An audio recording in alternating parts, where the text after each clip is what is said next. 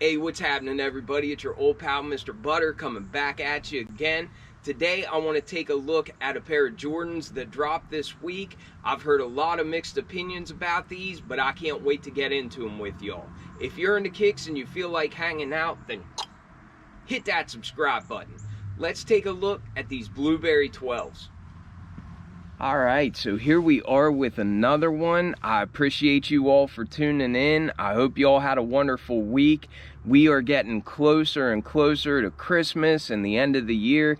I hope you all are really getting to enjoy some time with loved ones, some downtime from work and that sort of thing. I also just had a notification that the channel celebrated its 4-year anniversary. I started this channel after the pandemic. I really missed the interaction that I had with my coworkers, and I found this as a way to connect with like-minded folks. I've seriously enjoyed having this channel, and it's been a great time getting to know all of you and talking about kicks. There is so much more to come. I don't plan on stopping anytime soon, so if you're not subscribed, hit the subscribe button. Now that I got that shameless plug out of the way, we got a standard Jordan 12 box, cardboard top, kind of like the black bottom and the orange sides. I think on the back it says quality inspired by the greatest player ever, and of course we'll see that on the back of the 12s as well. People are referring to this as the Blueberry 12s. I don't really know where that came from, but to me it looks like it could have been an OG colorway of the Jordan 12. It certainly has OG color blocking, but it really does just look like one of those colorways that could have come from the 90s or the early 2000s. The tag reads Air Jordan 12 Retro. The colors are white, black, and game royal. I went with a size 10.5 in this pair. My store had them sitting. They still had the Legend Blue Jordan 11 sitting as well. It seems like these disappeared pretty quick online, and at first I was a little bit surprised by that, just because I've heard a lot of people saying that the QC was terrible and that sort of thing. But there's a lot of really devoted Jordan 12 fans out there, and it seems like if you're a Jordan 12 fan, then you're grabbing almost all of them, if not all of them. So like I said, it is a little surprising that they disappeared as quick as what they did, but when you think about how devoted Jordan 12 heads are, it's really not that surprising at all, especially in a colorway that's as easy to wear as this one. But you're not here to listen to me yap. Have a look at these beautiful Jordan 12s. Beautiful Jordan 12. Like I already said, this is certainly not an OG colorway, but it almost reminds me of like a team colorway. So we're familiar with the cherries. That is basically the exact same shoe as this, but where the Game Royal Blue is on this pair, if you replace that with red, then you basically have the Cherry 12. I know a lot of people were talking about horrible QC. They said that the shape of these was off, and I knew that I didn't want to order a pair based on everything that I had heard, but I did feel like I wanted to get a look at them in hand, in person, before I made that judgment call of whether or not to buy them. When I went to the store, I looked at 3 pairs in total, and I really didn't see a whole lot of QC issues. That's not me calling somebody a liar. I'm sure that a lot of people have really crappy QC on their pairs. From what I saw, this pair of 12s looks like it's got the same kind of quality that we see typically on Jordan 12s. I'm not saying that they're premium, I'm not saying that they're perfect, but I think a lot of people were talking about like a lump on the front of the laces, like on the top of the shoe. But I went back,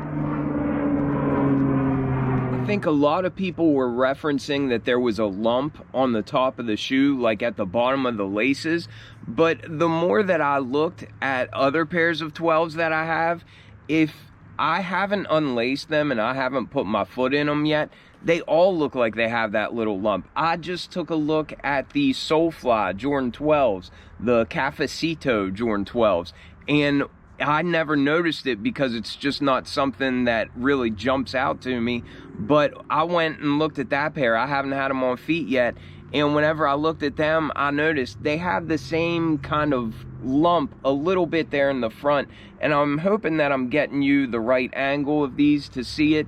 But looking at the pair now, I can see what people are talking about, but it's only because there's stuffing down here in the front of the shoe and they don't have a foot in them. So you're going to see it raised up a little bit and then it just falls in, a lot like a Chuck Taylor or something like that. Maybe that's a bad comparison, but if you don't have a foot in them, the bottom of them's going to be a lot flatter, and then it's going to kind of look misshapen until you put your foot in them. So I would just say, if you're on the fence about getting this pair of shoes and you're simply basing it off of, well, I heard they have lumps on the top of them, I would just try to go to your local store and try them on. I know my store had a bunch of sizes left, and maybe I shouldn't base it off of my store because I kind of live in a low populated area. I live in West Virginia and the store is just over in Maryland, but I know a lot of times I have pairs sitting in my stores that other people say aren't on shelves there. But if you have a chance to try on a pair of these, I would really hold your opinion of they're just terrible until you're able to make that judgment for yourself. And again, I know that Jordan quality control is hit or miss, and it's very possible that I just happen to look at some good pairs and other people just happen to be looking at bad pairs. But to me, this Jordan 12 is just as good as any other Jordan 12 as far as the quality goes. And the colors on here and the color blocking, it just looks classic. And white, blue, and black, I mean, that's about as easy to wear as can be. Let's take a look at this outsole. Very, very cool looking outsole. The rubber is almost just the least bit transparent, and because it's so kind of cloudy out here and everything, you might not be able to see that. It almost lets light through it. You can tell that it's just opaque, but it's got a really neat effect whenever you're looking at it in person. I wasn't expecting that, but I really like it. And I also just think that that blue is so vibrant up against the black and white. But anyhow, for the perimeter, we have this blue that's just a little bit opaque. We have our traction pads here under the forefoot, and then the heel in a black color, and that's just herringbone traction, nothing out of the ordinary there. We have our little 23 accents up here under the forefoot in a white color. Then we have the Jumpman that kind of wraps up to the front of the shoe. I always thought that was neat on 12s. And of course, in the midfoot, you can see that carbon fiber. And I love the pattern that we have on this pair. As we go up to the midsole, you can see that that blue rubber kind of wraps up to the side. It meets some areas of blue foam, and that almost has that lizard skin texture on it. We've got a blue plastic Jumpman accent there on the outside of the shoe. On the inside of the shoe, we have a similar plastic accent in that blue color, but it doesn't have any Jumpman verbiage on it. We have some areas of white foam there towards the back of the shoe, and there we also get to see that blue rubber from the outsole wrap up, and then you have a white number 23. Just like that blue foam has that reptile type texture on the midsole of the shoe, it also meets a blue overlay that has that same texture on it as well. And I've always loved that feature on Jordan 12s, but you can see a panel here on the inner half of the shoe, and then we also have it here on the outside of the shoe as well. And as we continue to move up the shoe, we just have a tumbled white leather for the base of this upper, and it's not extra premium or anything like that. It's kind of just what you would expect to get on a Jordan 12, not good or bad, just kind of your average material that we get on Jordan Retros. I think it looks really, really clean, and I've always loved the stitching that goes up the side. I say it all the time, but it really just gives the shoe kind of like a cool skeleton type of shape, and I've just always loved that feature.